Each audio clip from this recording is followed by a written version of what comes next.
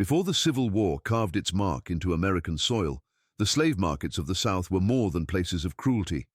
They were stages where human lives were treated as currency, secrets were buried under polished floors, and legends were whispered behind closed shutters. Among these whispered rumors, one story has survived long enough to become a chilling mystery, one that speaks of a man whose presence alone unsettled crowds, whose appearance drew fear instead of desire, and whose fate left behind a trail of unanswered questions. Tonight, we travel back to Richmond in 1855, where an auction unlike any other shook the city, terrified its witnesses, and left behind a legend that people still refuse to forget. The first keynote unfolds in the dim, uneasy light of a Richmond morning, the kind that felt too quiet for a city built on noise, bargaining, and the restless movement of bodies through crowded markets. The arrival of the mysterious enslaved man did not begin with shouts or commotion, but with a strange hush that spread through the traders long before anyone actually saw him. It began with rumors whispered between handlers who claimed that an unmarked wagon had pulled in before dawn, the wheels coated in red Carolina clay rather than the gray Virginia dust, suggesting a journey far longer and far more concealed than anyone cared to admit. The auction yard workers spoke first of the animals behaving oddly, horses stamping and snorting at the wagon as if something inside unsettled them in a way they couldn't express. The handlers who approached felt their breath shorten, a coldness running along their arms even before they touched the tarp that covered the figure inside. No one had been given a name or a bill of origin, only the instruction from a messenger to prepare him for the main stage by midday, as if the market were expecting the arrival of a prized commodity whose existence had already been decided by forces above them. When the tarp was finally pulled back and the man stepped down from the wagon in slow, deliberate motion, silence fell across the auction yard like a dropped veil. There was something unnervingly striking about him, not in a way that brought admiration, but in a way that made onlookers feel as though they were in the presence of something they could not properly understand. His face was symmetrical, in a manner that felt almost unnatural, his posture too steady for someone who had supposedly endured transport under harsh conditions, and his gaze too calm for a man brought into captivity. Those who looked at him felt a strange tightening in their chests, as if the air itself shifted around him. Even the workers, known for their hardened disregard of suffering, paused, their hands trembling slightly as they tried to guide him forward. Yet he needed no guiding and walked with an eerie sense of purpose that made the men fall back without realizing why. The traders, seasoned in evaluating every mark, scar, posture, and expression, found themselves unable to categorize or even speak about what they were seeing. Some muttered that he looked too perfect, as if untouched by the brutalities that usually shaped the lives of those brought to auction. Others insisted they saw something deeper in his eyes, something that felt older than the market, older than the city, older than the very soil beneath them. He did not appear afraid, nor did he appear obedient. There was a quiet authority in the way he stood, as though he were not entering the domain of the traders, but allowing them to enter his. This unsettled them more than open defiance ever could. It was said that one of the handlers tried to place a wrist shackle on him, but dropped it the moment their skin made contact, claiming his touch burned cold, like metal left outside on a winter night. Word of his presence moved through the market faster than the auctioneer's voice ever could, drawing crowds of curious onlookers who approached with wide eyes and cautious steps. Men who prided themselves on owning dozens of enslaved workers leaned in closer, only to step back as soon as they met his gaze. Women who tagged along with their husbands covered their mouths to steady their breathing, unsure why their hearts raced the way they did. Even children tugged on their mothers' skirts, whispering that the man looked like someone from an old ghost story told around hearth fires during storms. The closer anyone came to him, the more they felt their nerves tighten, as if their instincts were warning them of an unseen danger that their minds could not name. The man remained silent through all of it, not because he seemed unwilling to speak, but because it felt as though he was listening to something far beyond the market's chatter, something that filled the air around him with a quiet resonance that made the hairs on people's arms rise. His stillness was not the stillness of resignation, but the stillness of someone waiting. Some claimed they heard a faint humming sound near him, like distant wind moving through the hollow of a church bell, though no breeze touched the yard that morning.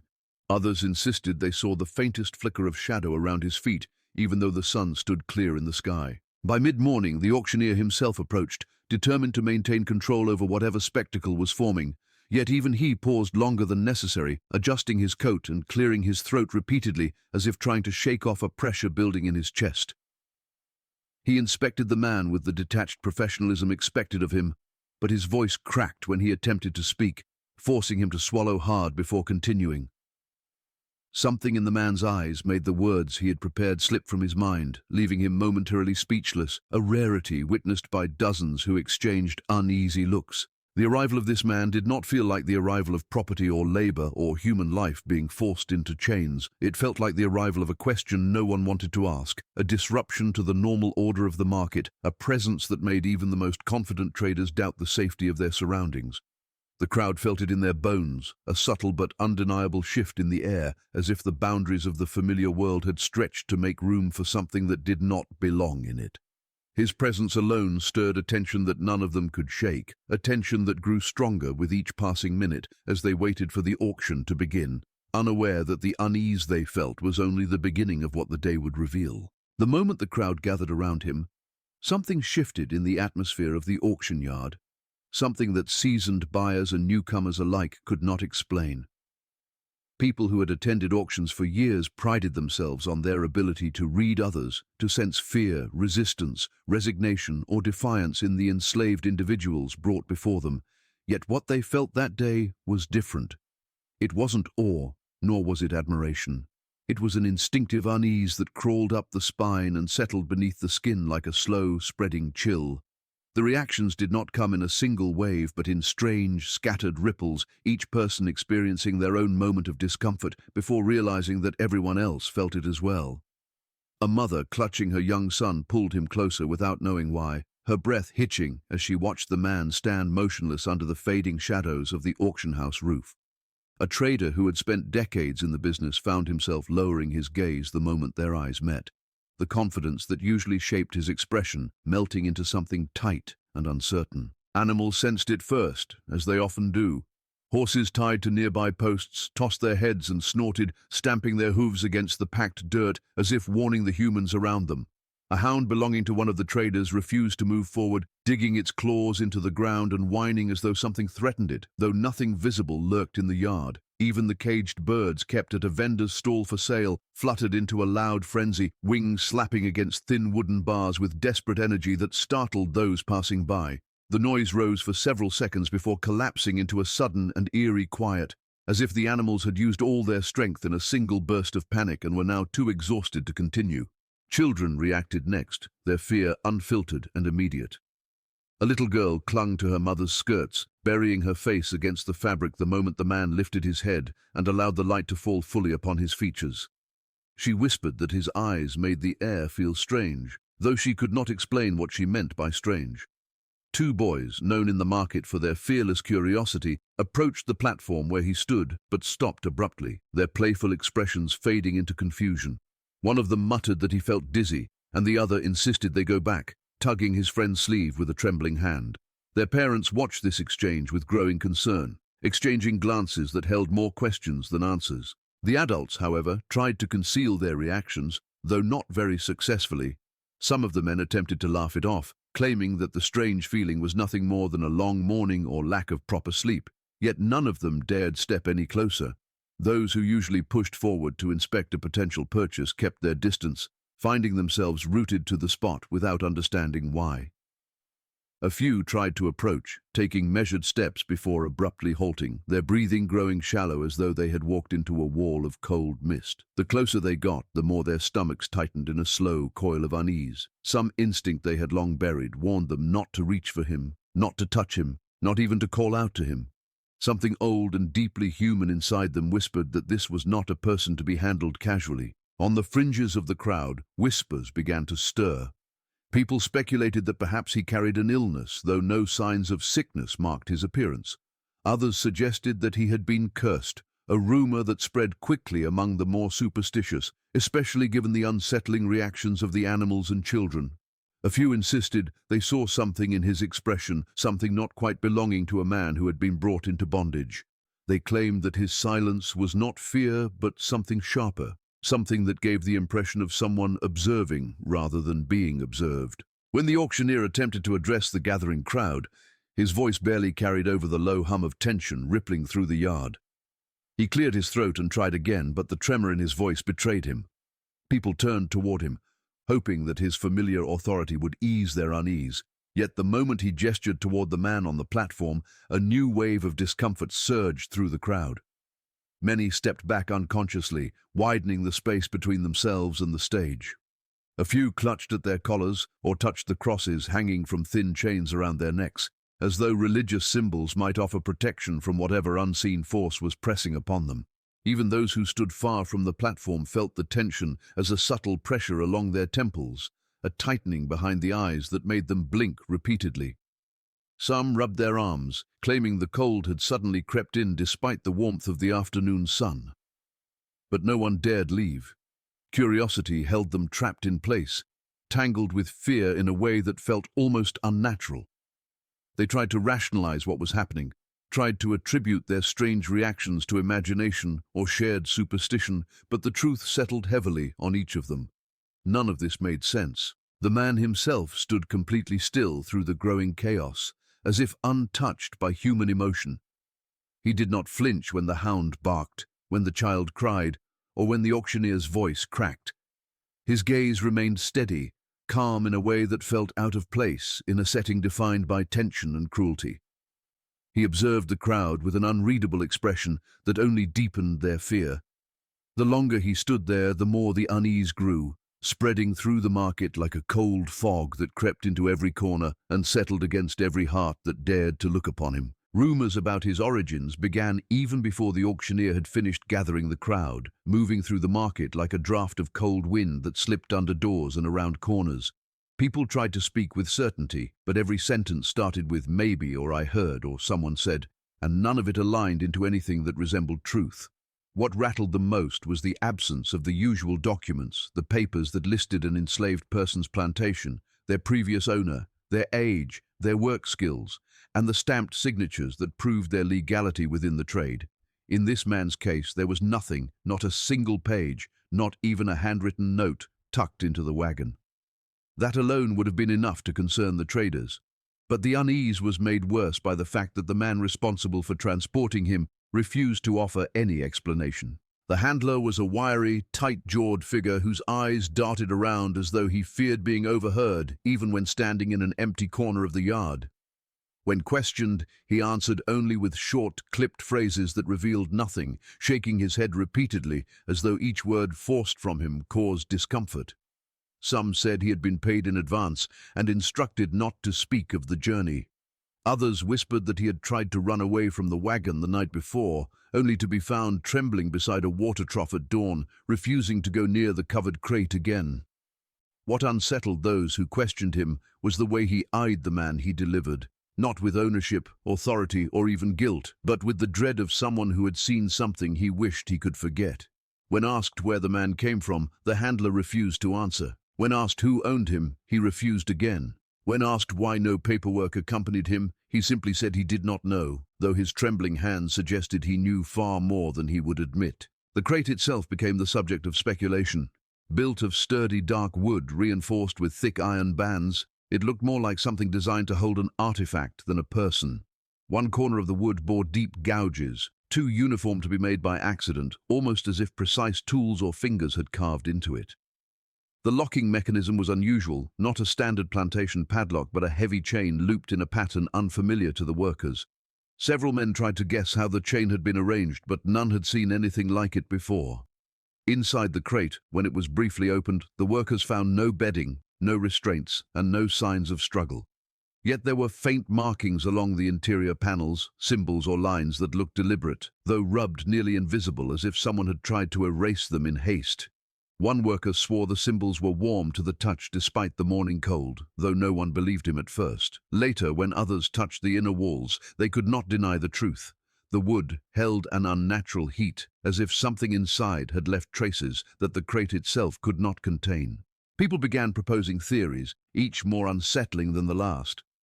Some believed he had escaped from a remote coastal plantation destroyed by a storm, found by opportunistic traders who saw profit in claiming him. Others insisted he was smuggled from a foreign ship that had docked secretly along the James River under the cover of night, hinting at trafficking rings unknown to local authorities. A few older residents of Richmond whispered darker ideas, suggesting he came not from any plantation at all, but from some hidden place deep in the mountains or swamps, where old customs and forgotten rituals still held sway, and where those born under strange circumstances were hidden away from society. Such talk would normally have been dismissed as superstition, but the more people stared at the man, the more they felt that logic alone could not explain him. His appearance clashed with every assumption people held. His skin bore no lash marks or scars, an impossibility for anyone transported in bondage. His clothing was simple, yet the fabric was neither familiar nor easy to identify, as though woven from material not commonly found in the region. His hair was neatly groomed, despite the long journey implied by the clay on the wagon wheels. His back showed the posture of someone who had never been beaten down by labor or cruelty, something that alone made many uncomfortable. There was something ancient in his expression, something that suggested he had lived through more than the span of one life could contain, yet he looked neither weary nor frightened. Instead, he carried an unsettling calm, as though he understood his place in that moment better than anyone around him did. People who dared speak to him found no answers. When asked his name, he did not respond. When asked where he came from, he held their gaze with such intensity that they backed away before completing their next question. One trader claimed he heard the man whisper something too soft to make out, a sound that seemed to echo inside his skull long after he stepped back from the platform. Others swore he had not spoken at all. The confusion grew as more people attempted to question him, each returning with a different impression. Some said he understood them but chose not to reply. Others insisted he did not comprehend their words at all. A few felt he could hear far more than what was spoken aloud, as though he reacted not to sound but to intention. The mystery deepened when the handler finally fled the yard. Without warning, he tossed aside the few coins he had been given, muttering to himself in a frantic voice as he rushed toward the main road. When someone tried to stop him, he shouted that he wanted no part in what was coming. His departure left the crowd with more questions than answers, and the weight of those unanswered questions pressed heavily on everyone who remained, forming a tension that refused to ease no matter how many times they tried to dismiss their suspicions. The disappearance began in silence, the kind of silence that settles long after panic has drained from a place, when fear leaves behind only the hollow echo of what happened.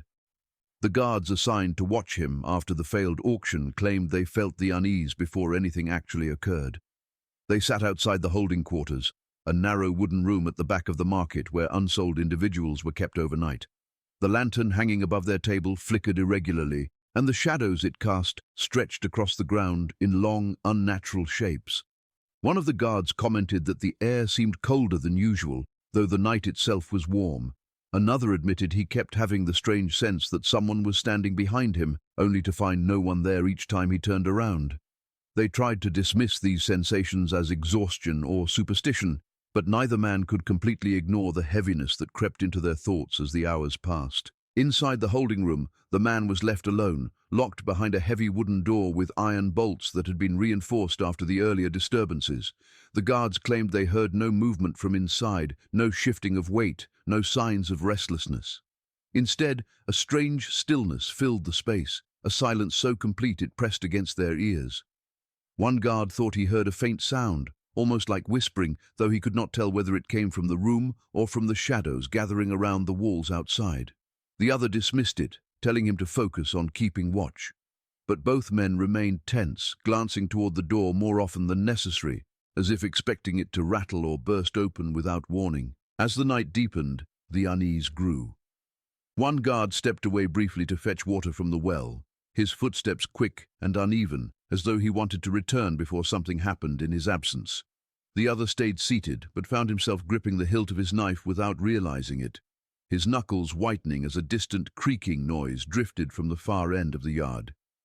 He tried to convince himself it was just the old beams settling, yet he could not shake the feeling that the darkness was shifting in ways he could not see. When the first guard returned, he carried the same anxious look, claiming the wind near the well felt wrong, colder and stiller than the rest of the night air. They said little after that, but their silence was not the silence of ease.